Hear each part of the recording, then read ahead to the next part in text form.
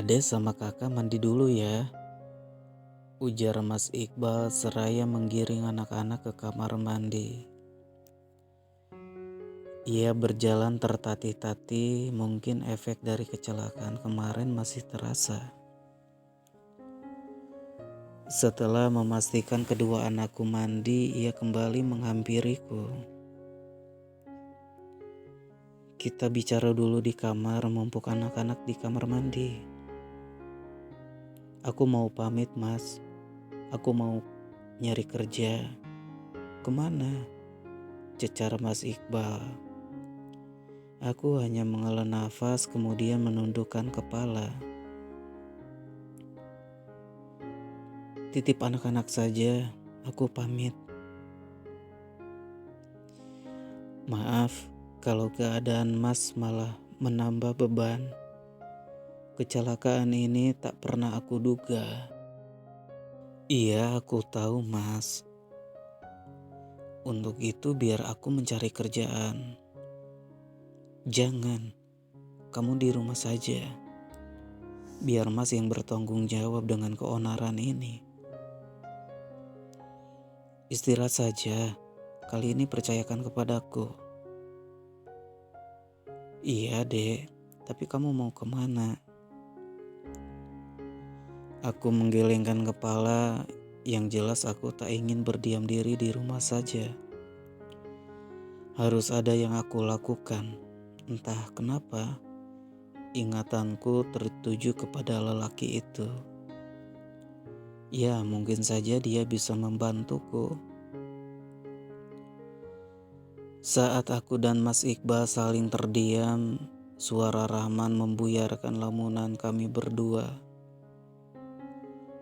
Untuk kali ini, Mas Iqbal mau menemuinya. Rahman kupersilakan duduk di ruang tamu. Sudah kusiapkan diri, karena aku tahu maksud Rahman berkunjung sepagi ini. Pasti ada sangkut pautnya dengan permasalahan kemarin.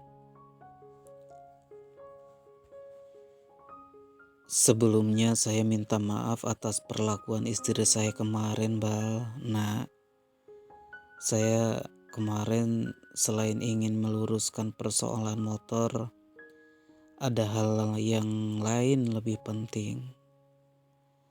Soal apa, Man? Tanya Mas Iqbal. Aku dan Mas Iqbal begitu antusias, meskipun tak dipungkiri rasa takut melebihi dan mendominasi. Jadi masalah servis motor itu sudah selesai. Saya tahu pasti keadaan kalian, apalagi Iqbal habis kecelakaan. Untuk itu kemarin saya pontang-panting mencari pinjaman. Kalian harus tahu, motor itu milik Arum. Kejadian kemarin berimbas besar ke hubungan kami berdua. Sebenarnya kondisi ekonomi saya hampir sama dengan kalian.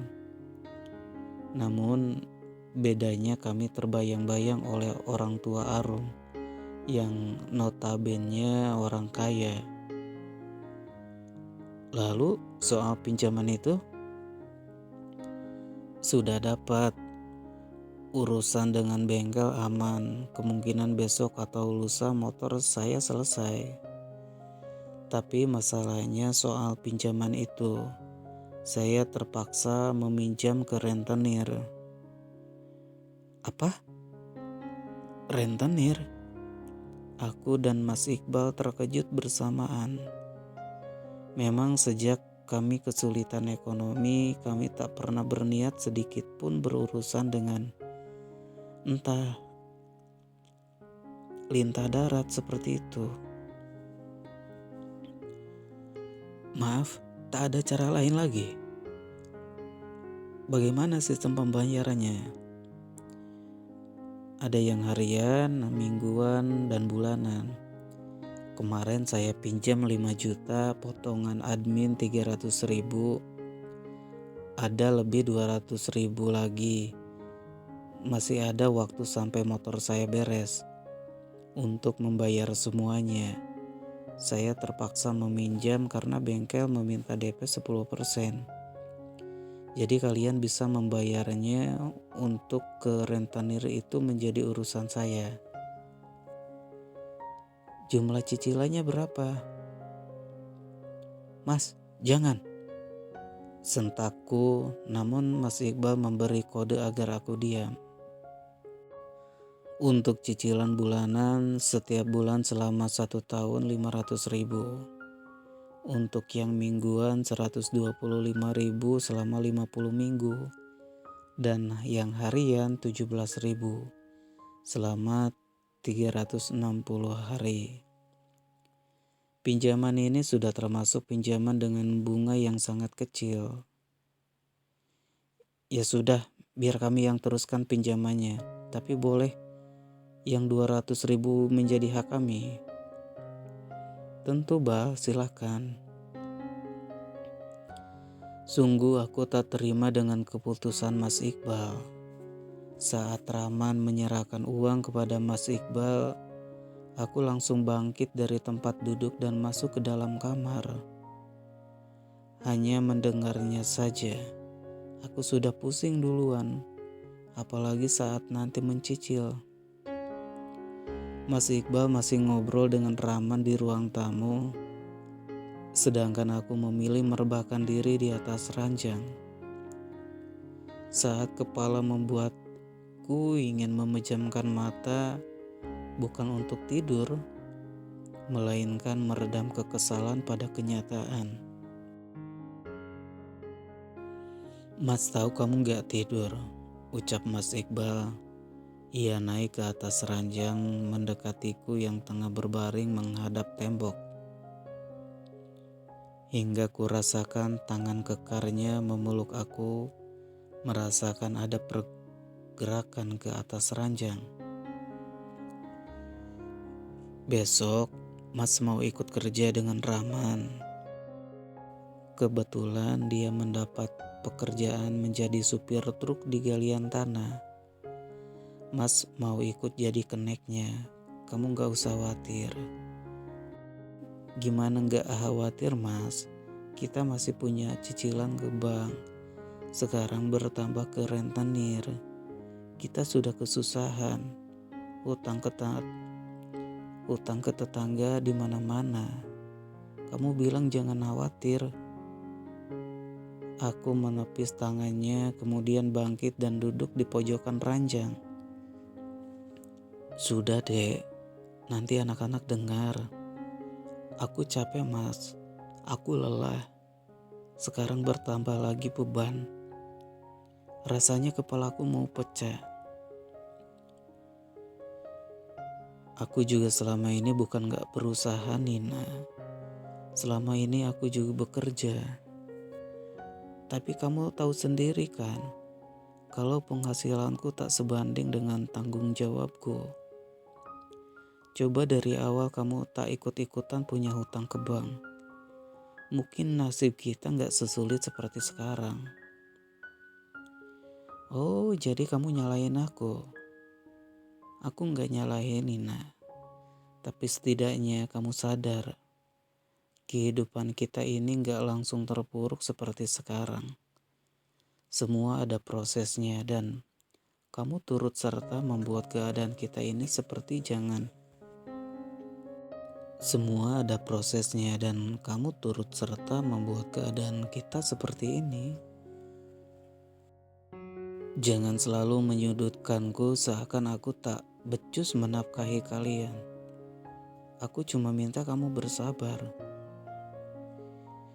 Aku menangis sejadi-jadinya. Apa yang Mas Iqbal ucapkan memang benar adanya.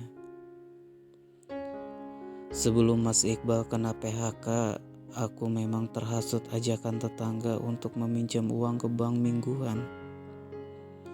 Cicilan ringan dan syarat yang mudah menyebabkan aku tergiur. Padahal dulu kugunakan uang itu sebagai modal usaha untuk berjualan jajanan anak kecil di depan rumah. Alih-alih ingin mendapat keuntungan dan bisa membayar cicilan, kenyataannya malah seperti sekarang. "Mak, adek lapar," teriak Najla dari luar kamar. Menangislah jika hal itu membuat perasaanmu lebih baik. Biar anak-anak aku yang urus. Keesokan harinya Mas Iqbal benar-benar pamitan. Meskipun luka di tubuhnya belum sembuh total, namun ia bersikukuh untuk berangkat mengikuti Rahman selama beberapa hari. Sebelum pergi, ia memberikan uang 200.000 pemberian dari Rahman sebagai pegangan selama ia bekerja. Namun, ia tak bisa memastikan berapa lama ia akan bekerja. Yang jelas, sebisa mungkin uang ini harus cukup sampai ia kembali. Soal hutang, ia berjanji akan menjadi tanggung jawabnya. Mas Iqbal pun memintaku agar tidak terlalu memikirkan. Tugasku hanya menjaga diri dan anak-anak selama ia bekerja. Sepeninggal Mas Iqbal, tiba-tiba terlintas di pikiran untuk memanfaatkan uang 200.000 ini sebagai modal jualan nasi uduk dan gorengan. Setidaknya aku bisa meringankan beban Mas Iqbal dan uang ini bisa berputar. Dengan semangat menggebu-gebu, aku berangkat ke warung Bunilam untuk berbelanja segala keperluan berjualan. Uang pemberian Mas Iqbal kubelikan beras, gas, terigu, minyak sayur, juga bumbu-bumbu pelengkap. Tak lupa sayur mayur untuk bahan gorengan. Uang 200.000 itu masih tersisa 30.000. Aku mempersiapkan segala keperluan matang-matang, bangun dini hari untuk memasak segala jenis olahan yang nantinya akan aku jual. Tepat jam 6 pagi semua selesai. Sebelum berkeliling, aku berpesan kepada Intan dan Najla agar tetap di rumah.